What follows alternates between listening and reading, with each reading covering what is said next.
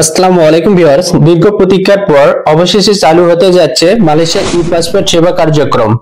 নানা জটিলতা কাটিয়ে শেষমেশ এ মাসে চালু হচ্ছে ই পাসপোর্ট সেবা কার্যক্রম। শুক্রবার 19 এপ্রিল থেকে শুরু হবে ই পাসপোর্টের আবেদন গ্রহণ। তবে এ সেবা দেবে বাংলাদেশ অনুমোদিত এক্সপার্ট সার্ভিস লিমিটেড নামে একটি বেসরকারি প্রতিষ্ঠান। চলতি বছরে 5 জানুয়ারি রাজধানী কুয়ালালামপুরের সাউথ গেস্ট কমার্শিয়াল সেন্টারে মালয়েশিয়া প্রবাসীদের বাংলাদেশিদের নানামুখী সেবা নিয়ে যাত্রা শুরু করে প্রতিষ্ঠানটি। শুরু থেকে প্রতিষ্ঠানটি মালয়েশিয়া প্রবাসীদের পাসপোর্ট নবায়ন সহ অন্যান্য সেবা প্রদানে হয়রানি ও দালাল মুক্ত রাখার ঘোষণা দিয়ে আসছে।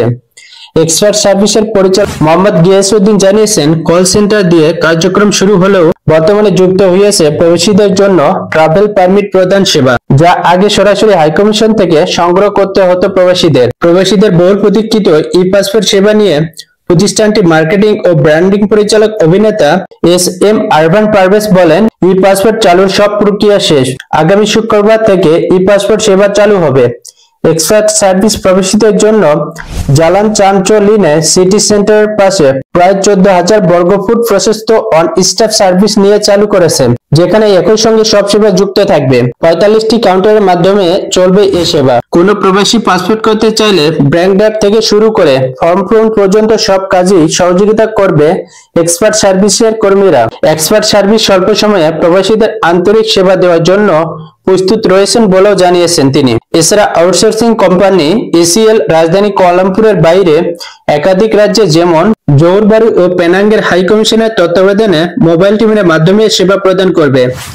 এসিএল পরিচালিত ওয়ান স্টপ সার্ভিস সেন্টারটি সার্বিক কার্যক্রম প্রত্যক্ষভাবে ইলেকট্রনিক ব্যবস্থাপনায় সরাসরি হাইকমিশনারে কর্মকর্তা কর্মচারীদের তত্ত্বাবধানে পরিচালিত হবে এবং সিসিটিভির মাধ্যমে তা হাইকমিশন থেকে সরাসরি মনিটরিং করার ব্যবস্থা রয়েছে। উন্নত দেশসমূহের আদলে এ ধরনের আয়োজন প্রবাসী সেবা সহজতর ও দ্রুত করবে এবং সেবা প্রদানের ক্ষেত্রে গুণগত পরিবর্তন আনবে বলে প্রত্যাশা করেছেন মালয়েশিয়া প্রবাসীরা।